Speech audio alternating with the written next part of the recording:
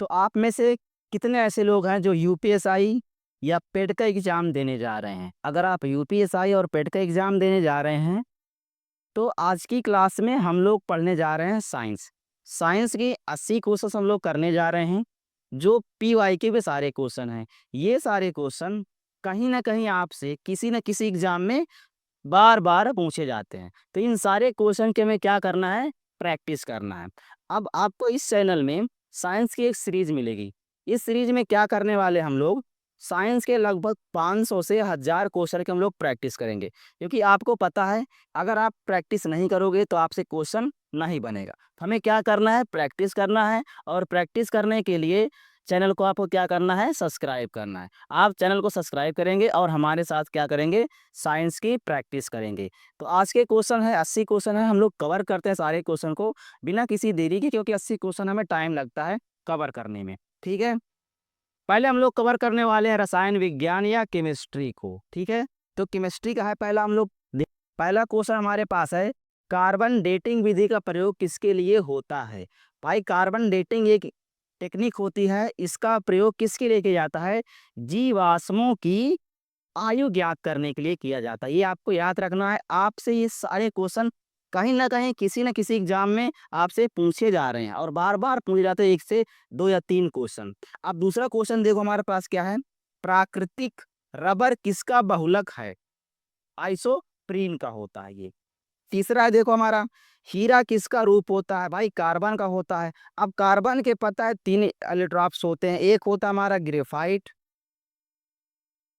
याद रखना है आपको। एक होता हमारा ग्रेफाइट, एक होता हमारा डायमंड, ठीक है, और एक होता है बकमिंस्टर फ्लोरेंस होता है। ये तीनों क्या होते हैं? कार्बन के आइसोट्रॉप्स होते हैं। ठीक है, तो हीरा इसमें से क्या है? एक कार्बन का रूप है। आगे हम लोग बात करते हैं, देखो चौथा क्वेश्चन क्या हमारी स्क्रीन पे, चौथा क्वेश्चन देखो, सबसे हल्की धातु कौन सी होती है? सबसे हल्का मेटल कौन होता है? ये लिथियम होता है, याद रखना। क्योंकि यही चीजें पूछी जाती है भाई, भारी कौन होता है, हल्का कौन होता है, एक्सेप्शन वाली चीजें पूछी जाती है। तो इसका आंसर क्या हो जाएगा? लिथियम। अगर हम लोग बात करें कि लिथियम का सिंबल क्या होता है, तो इसका सिंबल होता है Li। इसके एटॉमिक नंबर की बात करेंगे तो इसका एटॉमिक नंबर कितना होता है? इसका एटॉमिक नंबर होता है 3। अगर इसके एटॉमिक मास की हम लोग बात करेंगे तो एटॉमिक मास होता है 7। ठीक है, तो ये सारी चीजें आपको याद रखना है। 5th नंबर का देखो, सबसे भारी धातु कौन सी होती है? हल्की धातु की बात कर लिए हैं और हम लोग अब बात करेंगे सबसे भारी धातु कौन सी होती है। तो ये होता है ऑस्मियम। अगर ऑस्मियम का हम लोग सिंबल की बात करें तो OS होता है। अगर इसके एटॉमिक नंबर की बात करेंगे तो 76 होता है। अगर एटॉमिक मास की बात करेंगे तो 190 होता है। ये सारी चीजें क्या करना है? आपको याद रखना है। अब देखो 6 में, गैल्वनाइज्ड लोहे पर किसकी परत चढ़ाई जाती है? भाई अगर मान लो आयरन है, आयरन अगर मॉइस्चर या एयर या ऑक्सीजन या किसी कांटेक्ट में आता है या वाटर कांटेक्ट में आता है तो उसमें रस्टिंग हो जाती है आयरन में, तो वो आयरन खराब हो जाता है। अब आयरन का प्रिवेंशन मतलब कैसे उसको बचाएं कि उसमें कोई रस्टिंग ना हो, उसके लिए हमें क्या करना पड़ता है? उसमें जिंक की कोटिंग कर दी जाती है ना, ताकि वो आयरन खराब ना हो, उसमें रस्टिंग ना लगे। ठीक है, ये आपको याद रखना है। देखो नेक्स्ट 7वां क्वेश्चन क्या है, लाल लेड मतलब कि रेड, लेड का रासायनिक सूत्र क्या होता है ना। लेड की अगर हम लोग बात करें तो लेड का जो सिंबल होता है ना, पीबी आगे आपको देखो लिखा दिखाई दे रहा है, ये लेड होता है इसका सिंबल। ठीक है, अब इसका फार्मूला क्या होता है? Pb3O4 इसका सिंबल होता है। ये आपको क्या करना है? याद रखना है। रेड लेड का ये क्या है? फार्मूला है। ठीक है, आगे देखो, देखो खाने का सोडा। अब खाने का सोडा का जो रासायनिक नाम क्या होता है? केमिकल नेम क्या होता है? Sodium by carbonate. और सोडियम बाई कार्बोनेट का फार्मूला होता है NaHCO3 होता है। नेक्स्ट देखो भाई, धोने का सोडा क्या होता है? भाई धोने वाला सोडियम कार्बोनेट होता है। फार्मूला क्या होता है? Na2CO3 होता है। क्या होता है? Na2CO3 .10H2O। ठीक है, ये इसका फार्मूला होता है, आपको याद रखना है। ठीक है, अब नेक्स्ट देखो भाई, हरा शस्त्र का सूत्र क्या होता है? FE SO4 7H2O इसका सूत्र होता है, ये आपको याद रखना है। ये सारे क्वेश्चन किसके हैं? रसायन विज्ञान के हैं, केमिस्ट्री के। अब हम लोग बात करेंगे जीव विज्ञान या बायोलॉजी की बात करेंगे। देखो 11 नंबर का क्वेश्चन, मानव शरीर का रक्त बैंक किस अंग को कहा जाता है? रक्त बैंक किसको कहा जाता है? प्लीहा को कहा जाता है रक्त बैंक। 12 नंबर क्वेश्चन देखो, रक्त से अपशिष्ट पदार्थ कौन अलग करता है? कौन करता है भाई? किडनी करता है, वृक्क जिसको बोलते हैं किडनी। ठीक है, अपशिष्ट पदार्थ जो वेस्ट मटेरियल होता है कौन अलग करता है उसको? किडनी करता है। ये बात भी आपको याद रखना है, कहीं ना कहीं सारे क्वेश्चन आपके एग्जाम में बार बार पूछे जाते हैं और आपको एक क्वेश्चन की लैंग्वेज नहीं समझ में आती है। भाई अपशिष्ट पदार्थ मतलब जो वेस्ट मटेरियल है उसको कौन अलग करता है? उसको किडनी काम करता है। ठीक है, रक्त का पीएच मान कितना होता है? डायरेक्ट पूछा जाता है भाई कि रक्त का पीएच मान कितना होता है, तो आपको याद रखना है कि रक्त का जो पीएच मान होता है वो कितना होता है? 7.4 होता है। रक्त का लाल रंग किसके कारण होता है? हीमोग्लोबिन होता है हमारी ब्लड में, इसीलिए वो कैसा दिखता है? रेड कलर का दिखता है। ये बात भी आपको याद रखना है। नेक्स्ट देख, श्वेत रक्त कणिकाओं का कार्य क्या होता है? जो WBC होता है, कौन? WBC, इसका फंक्शन क्या, हमसे ये पूछ रहा है। इसका जो फंक्शन होता है रोगों को से सुरक्षा करना होता है ना। ये जो हमारे लिए हमारी बॉडी में जो हार्मफुल माइक्रो ऑर्गेनिम्स इंटर कर जाते हैं उनको मारने का, उनसे लड़ने का काम कौन करता है? WBC ही करता है। देखो 16, रक्त जमाने में कौन सा विटामिन सहायक होता है? रक्त को जमाने के लिए कौन सा विटामिन सहायक होता है? तो विटामिन के होता है। ठीक है, विटामिन के होता है, याद रखना है। 17, आयोडीन की कमी से कौन सा रोग होता है? देख लो, घेंगा होता है, गले में हो जाता है ना, तो आयोडीन की कमी से होता है ना, तो इसकी कौन सा रोग होता है? घेंगा। विटामिन सी की कमी से कौन सा रोग होता है? स्कर्वी रोग होता है। सी मतलब स्कर्वी, आपको याद रखना है, ये बार बार कहीं ना कहीं आपसे पूछा जाता है। नेक्स्ट देखो, हाँ अब हम लोग अगले क्वेश्चन पे आते हैं भाई। विटामिन डी की कमी से कौन सा रोग होता है? अब विटामिन सी हो गया तो डी का बता दो। डी से कौन सा होता है? रिकेट्स से होता है, ये भी आपको याद रखना है। विटामिन B12 की कमी से कौन सा होता है भाई? एनीमिया होता है, विटामिन B12 से। ठीक है, ये भी आपको याद रखना है। आगे आ जाओ, नेक्स्ट हम लोग बात करते हैं फिजिक्स की या भौतिक विज्ञान की। तो पहला क्वेश्चन हमारा डायनेमो का कार्य क्या होता है? तो यांत्रिक ऊर्जा को विद्युत ऊर्जा में कन्वर्ट करना इसका डायनेमो कार्य होता है। नेक्स्ट देखो, विद्युत मोटर का कार्य क्या होता है? विद्युत ऊर्जा को यांत्रिक ऊर्जा में कन्वर्ट करना इसका कार्य होता है। हाइड्रोजन बम किस सिद्धांत पर आधारित है? नाभिकीय संलयन पर आधारित है ये हाइड्रोजन बम। नाभिकीय संलयन पर आधारित है हमारा क्या? Hydrogen bomb. ठीक है, ये आपको याद रखना है। आगे देखो, परमाणु बम किस सिद्धांत पर आधारित है? परमाणु बम किस पे है? नाभिकीय विखंडन पर है, ये आपको याद रखना है। प्रोटॉन की खोज किसने की थी? रदरफोर्ड ने किया था, ये भी आपको याद रखना है। इलेक्ट्रॉन की किसने किया था? जे थॉमसन ने किया था, ये भी आपको याद रखना है। न्यूट्रॉन की खोज किसने किया था? जेम्स चैडविक ने किया था, ये भी आपको याद रखना है। प्रोटॉन, इलेक्ट्रॉन और न्यूट्रॉन तीनों की डिस्कवरी किसने किया था? सबको क्या करना है? याद रखना है। आगे देखो, प्राकृतिक रबर किसका पॉलीमर है? आइसोप्रीन, ये पहला ही क्वेश्चन हमारा हो चुका है। द्रव्य की चौथी अवस्था कौन सी होती है? तो प्लाज्मा होती है इसकी चौथी अवस्था। नेक्स्ट देखो भाई, प्रत्यावर्ती धारा मापने का यंत्र कौन सा है? तो हॉट वायर एमीटर होता है इसको नापने का यंत्र। आगे हम लोग बात करते हैं, भूविज्ञान या पर्यावरण से संबंधित है। पृथ्वी का औसतन घनत्व कितना होता है? 5.5 ग्राम पर सेंटीमीटर क्यूब। पृथ्वी पर सबसे अधिक प्रचुर तत्व कौन सा होता है? ऑक्सीजन सबसे ज्यादा पाई जाती है कहाँ पे? अर्थ पे। वायुमंडल में सबसे अधिक गैस कौन सी है? नाइट्रोजन। कितने परसेंट है? कमेंट सेक्शन में आपको बताना है कि नाइट्रोजन हमारे वायुमंडल में कितने परसेंट है। ग्रीन हाउस गैस कौन सी होती है? कार्बन डाइऑक्साइड होती है ये ग्रीन हाउस गैस। आगे हम लोग बात करते हैं, ओजोन परत किसे रोकती है? पैराबैंगनी किरणों को रोकती है ताकि ये नुकसान न पहुंचाए अर्थ क्रस्ट पे जितने भी लिविंग बींग है उनके लिए। भारी जल क्या है? भारी जल कौन है? D2O, ये क्या है? भारी जल। ड्यूटेरियम ऑक्साइड क्या है? भारी जल। आपको आपसे बार बार ये पूछा जाता है कि भारी जल का फार्मूला क्या होता है, तो याद रखना है D2O होता है। गोबर गैस का मुख्य घटक क्या है? मीथेन है। गोबर गैस से कौन सी गैस बनती है? मीथेन बनती है। ठीक है, गोबर गैस से कौन सी गैस बनती है? मीथेन बनती है। समुद्र का पानी नीला क्यों दिखाई देता है? प्रकाश के प्रकीर्ण की वजह से दिखाई देता है। ठीक है, ये आपको याद रखना है। आगे देखो, समुद्र का पानी नीला क्यों दिखाई देता है? ये हो चुका है, प्रकाश के प्रकीर्णन से होता है।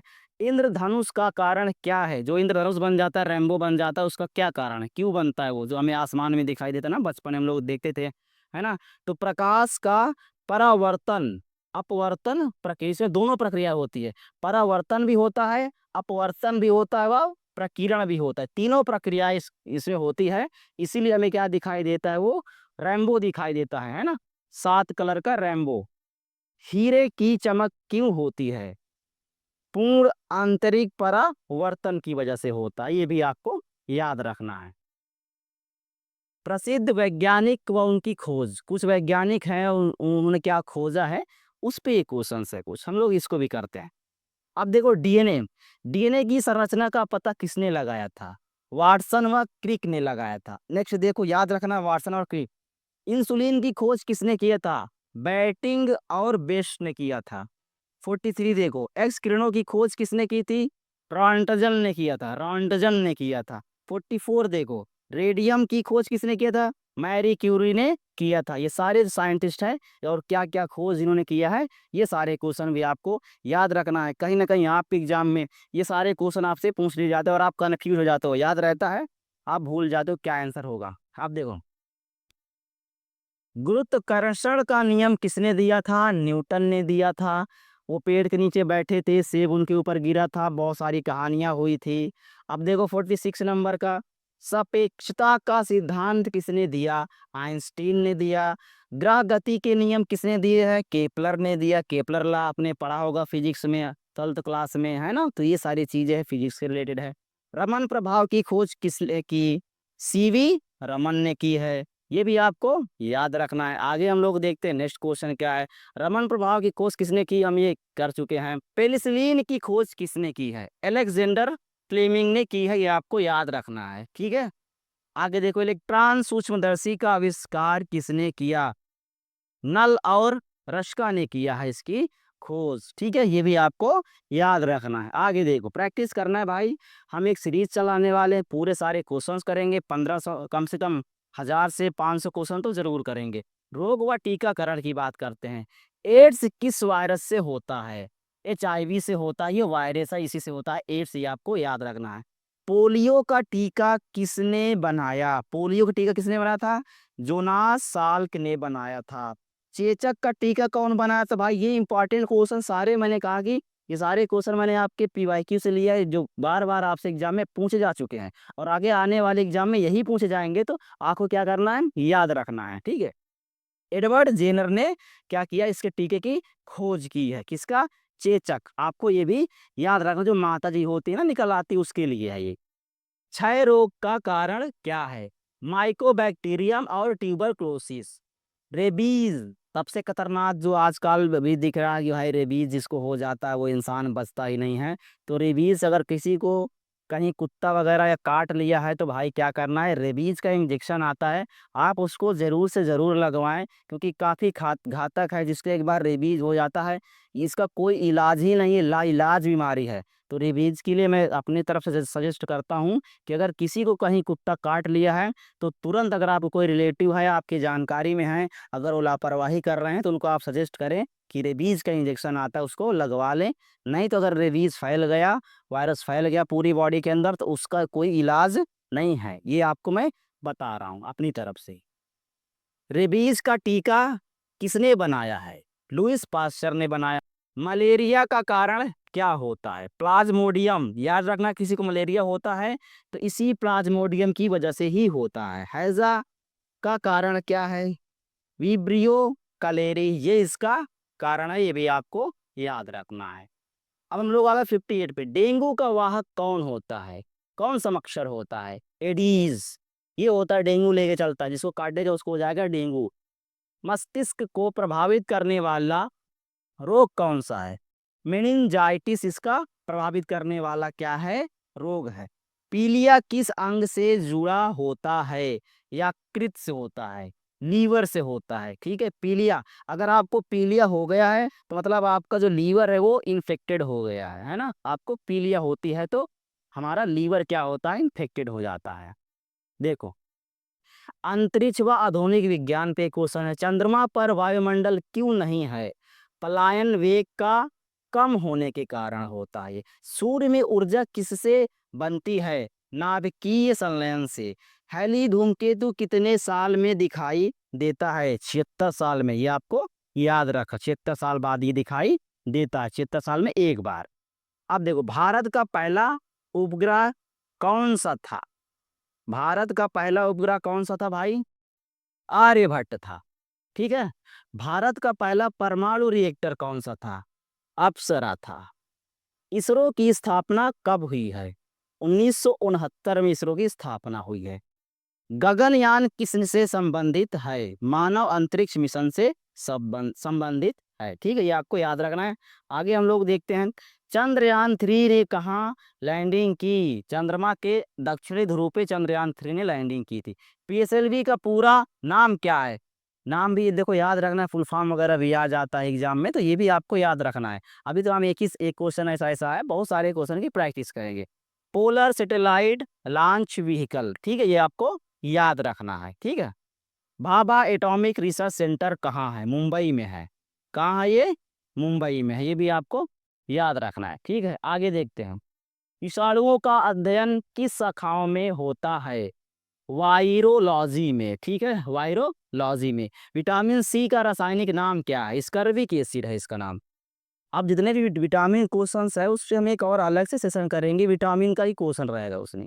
ठीक है, उसका रासायनिक नाम क्या होता है, किसी कमी से कौन सा रोग होता है, ये सारे सेशन भी आपको मिलेंगे। ठीक है, सीरीज में आपको जुड़े रहना है। इसका भी किसी समान रक्तचाप कितना होता है, तो 120/80 mm होता है।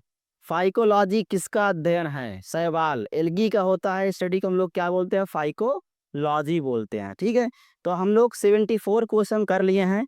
अब 6 क्वेश्चन हमारे पास और बचे हैं, इसको हम लोग देख लेते हैं।